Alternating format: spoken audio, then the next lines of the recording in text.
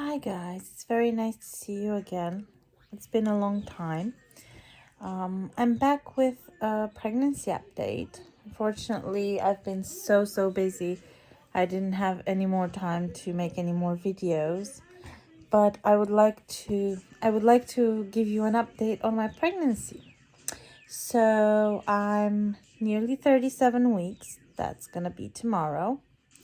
And I'm due to have my baby on the 8th of March.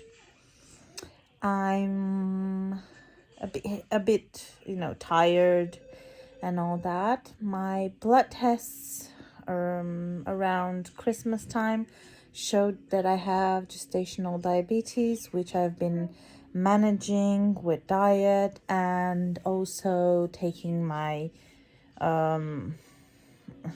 taking my blood after every meal just to check if everything's okay.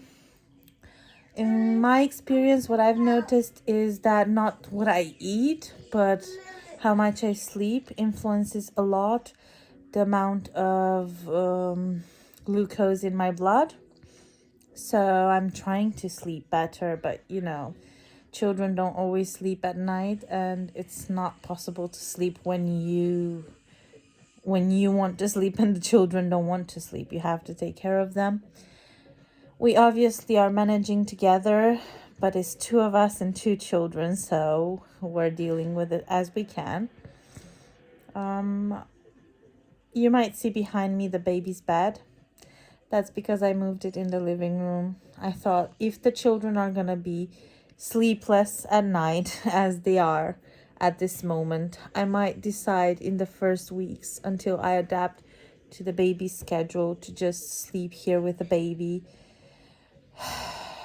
If that's the case, just sleep here with the baby so I can get a routine down, so the baby can have sleeping times and then feeding times and then sleeping times, because otherwise I feel like none of us is sleeping, none of us is resting.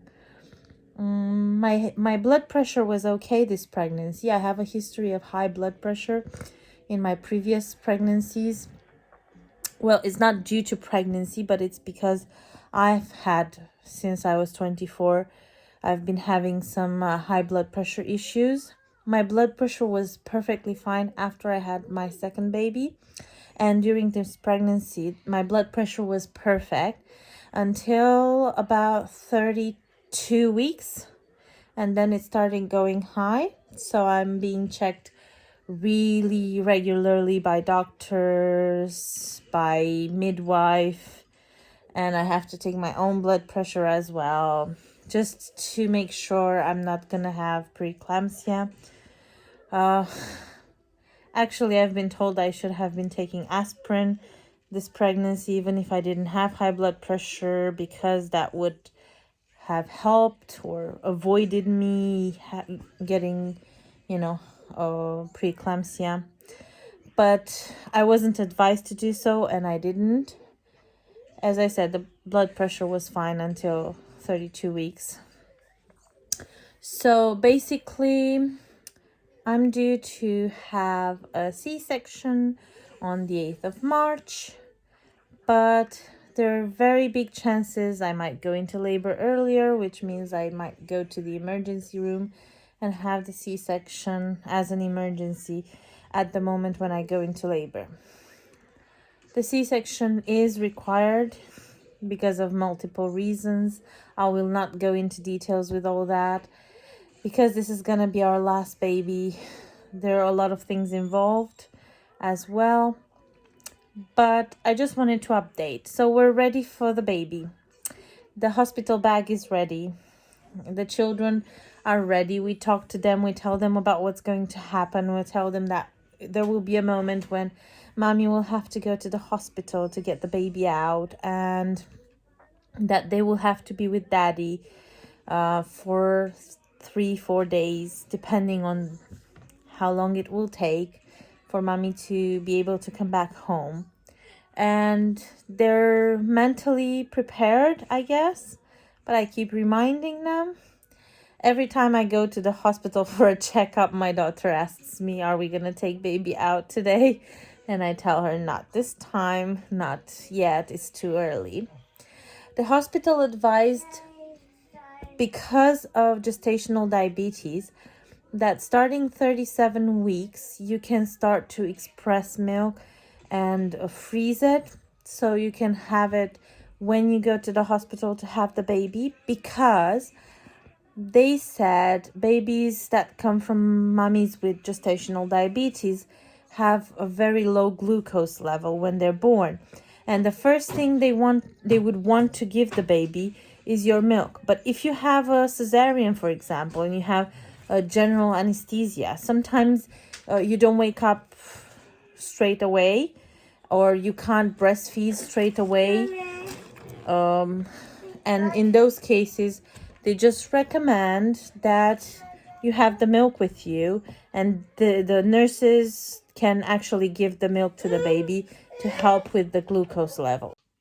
So I was saying that this pregnancy, I didn't gain any weight, or I didn't lose any weight as well. I've got the same weight I had when I was first weighed, when I found out I was pregnant. So nothing changed there. The only difference being that this pregnancy brings the gestational diabetes extra to the other pregnancies.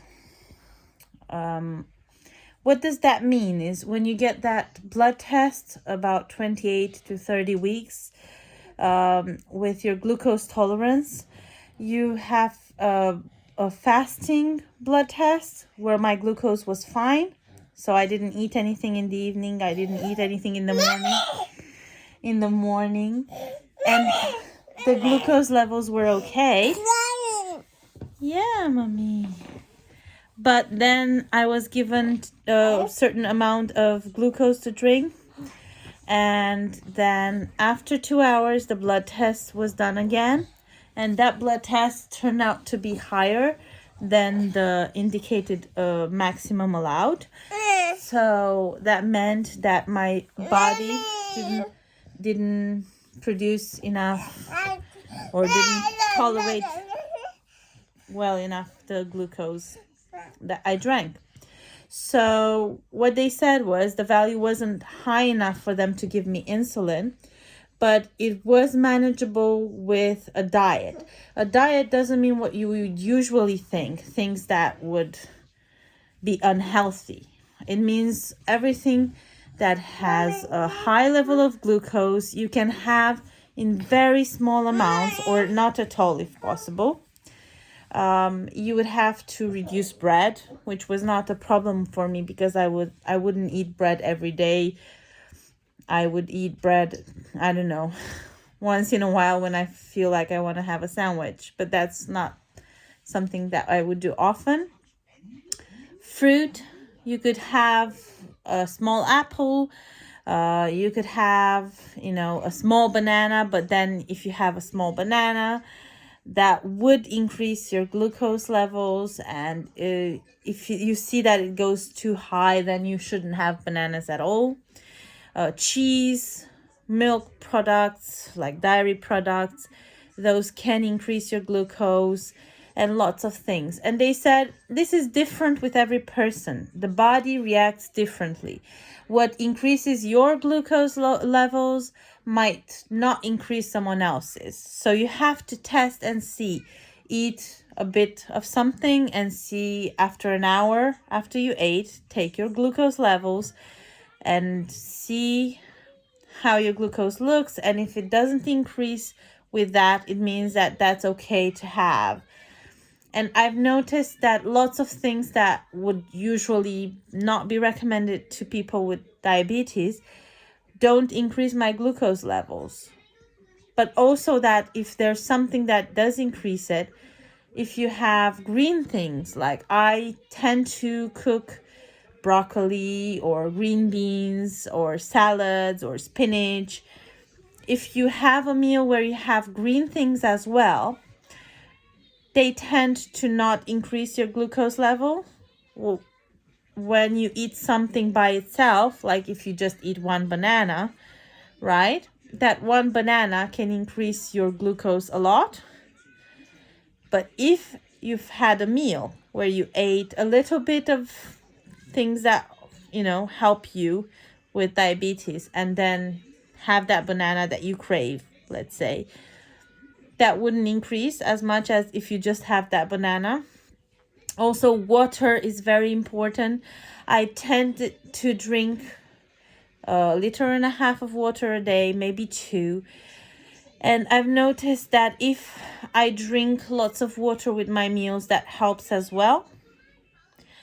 I have this machine that I have to put a drop of blood in. So it measures my blood, my glucose levels. And that specific machine I have to use, first of all, in the morning after fasting. So not eating during the evening and until the morning. And after fasting, I have to have a 5.2 value. That's on an empty stomach. And then after each meal, I shouldn't have more than 7.8. The most I've ever had was an 8.1. And I would say that 8.1, I had it after I had pizza. And I didn't have a whole pizza. I had a slice of pizza. But I only ate a slice of pizza, and that's it. And it was 8.1.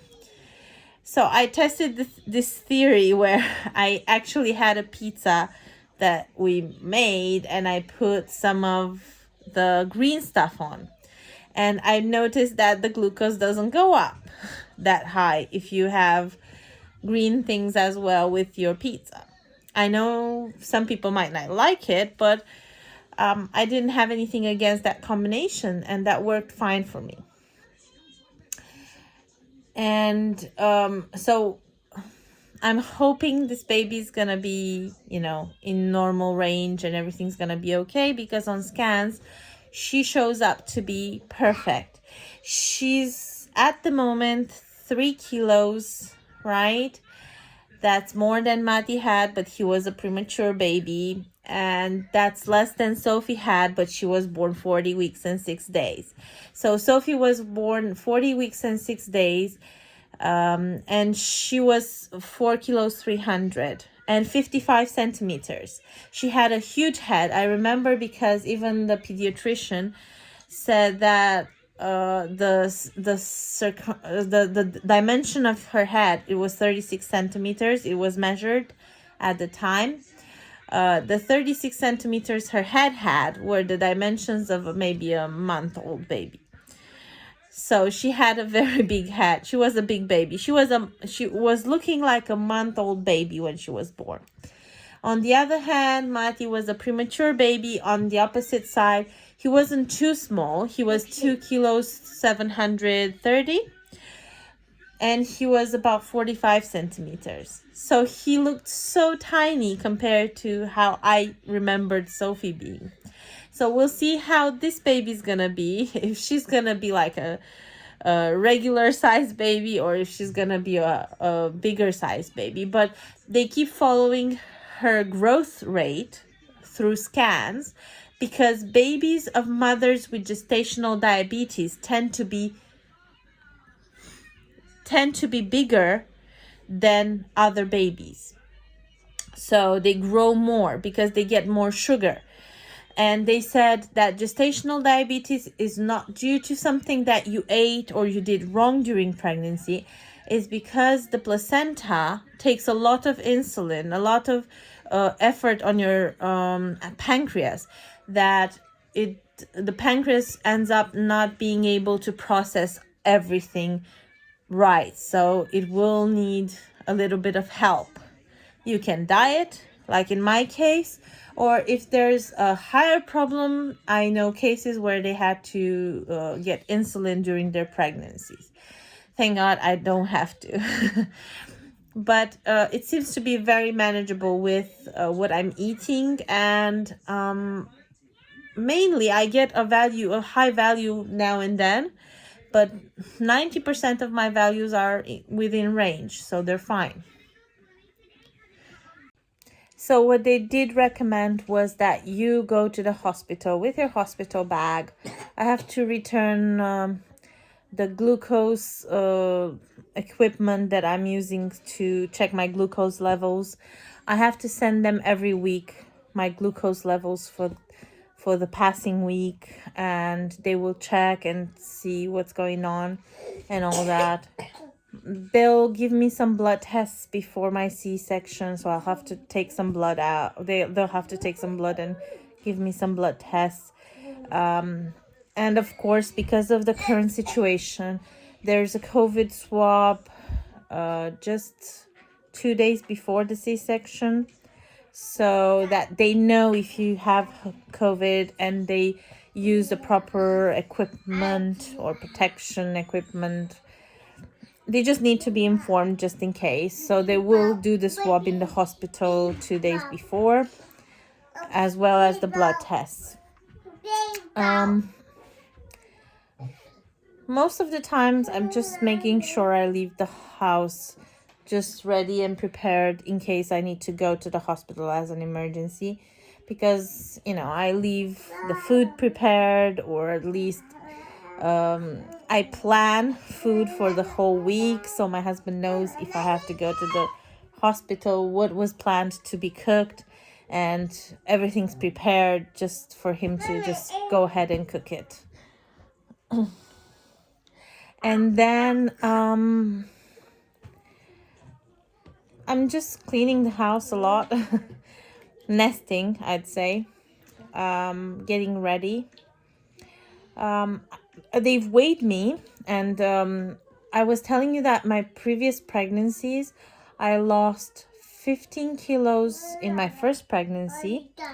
And this is a hormonal thing. Don't take it as something that's good. It's not good losing weight during pregnancy. So you're meant to gain weight because the baby's growing. So obviously you're meant to gain a certain amount of kilos.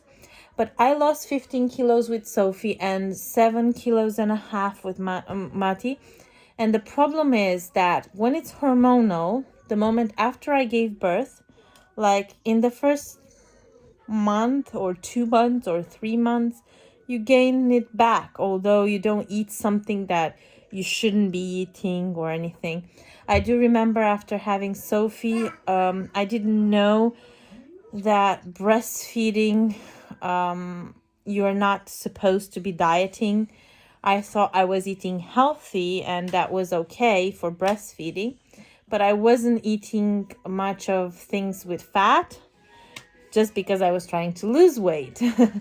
And obviously that wasn't good, because that influences the amount of fat in the milk, and obviously the amount of kilos or the weight the baby puts on, and the quality of the milk is directly influenced by what you're eating. Now, because I thought gaining weight was not okay after I had the baby, so I thought, I should have kept my weights that I had during the pregnancy. In my second pregnancy, I lost 7 kilos, as I said, but I didn't actually keep into account anything about eating. Like, I ate whatever I craved, because I've always had these pregnancies where I throw up, so I don't keep in food. So whatever was okay, I was just keeping it in. I would continue on eating it. And in Mati's pregnancy, I actually ate more protein than vegetables because I craved those. Well, after I gave birth to him, because I knew a little bit more about breastfeeding, and that helped me a lot, I ate foods that were supposed to help me with the breastfeeding. And that could be seen in the fact that he gained really, really good weight during breastfeeding. Although he had issues with a tongue tie, he had jaundice, he was jaundice, and I expressed milk to supplement, to help him during the time that he was learning to breastfeed. So I helped him throughout the first month, and I can say that he gained weight excellently, given the fact that he lost more than 10% of his weight after birth. So they say 10% is okay, more than 10% is not okay. Because of his issues, he lost more than 10%. So he gained really good weight because I ate things that were good for him, that would help with the breastfeeding, like things with more fat and things that were healthier for him to gain weight. And that was very, very important, and he developed really, really well because of that. So he didn't need to get supplement of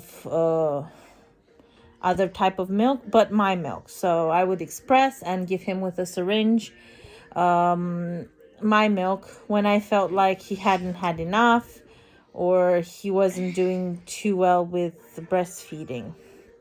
I think after each meal we would try and see if he takes more milk or not, and I would give him with the syringe the amount that he wanted. But take into account, guys, that children are very clever, so they will not overeat. Because I remember trying to feed him after he was breastfed, and he would refuse the extra milk.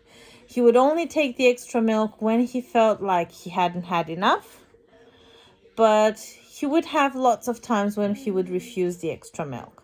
So I would say that it's important to just feed them whenever they ask for it, because they know when to stop. They know when they're full and they'll stop, and that's fine.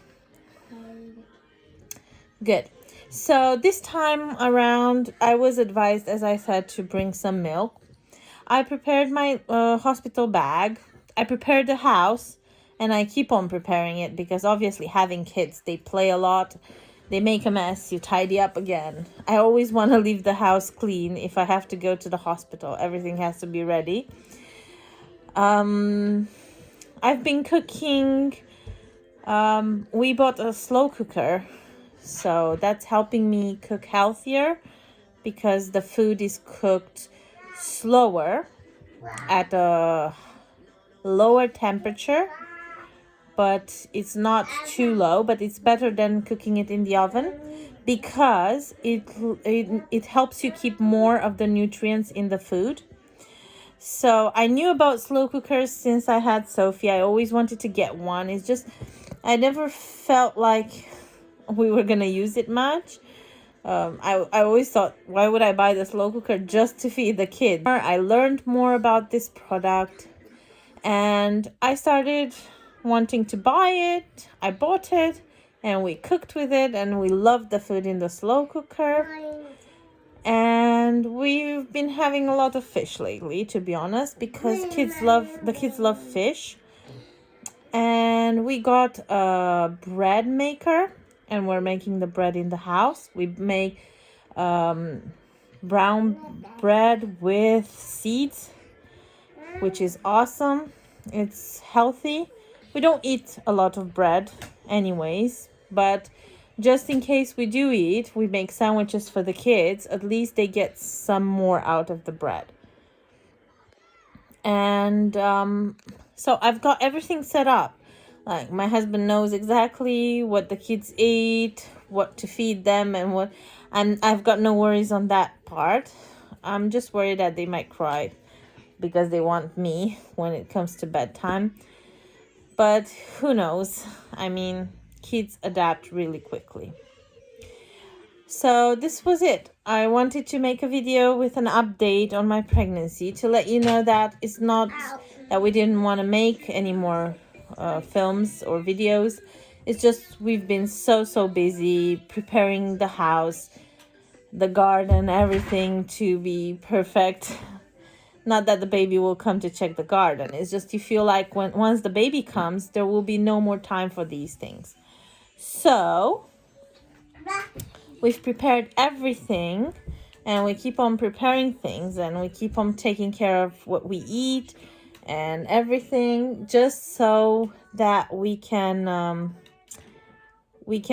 enjoy the baby once the baby comes. I hope you enjoyed this video. I hope some of the information that I've provided in this video will be useful to people out there who need this information. I hope I'll get back to you as soon as baby is born with an update on that as well. Because at the moment, I don't find that we have enough time to make videos. We're so busy with the kids and the house and everything that we don't get much time. So I hope you understand, and I hope to see you again soon.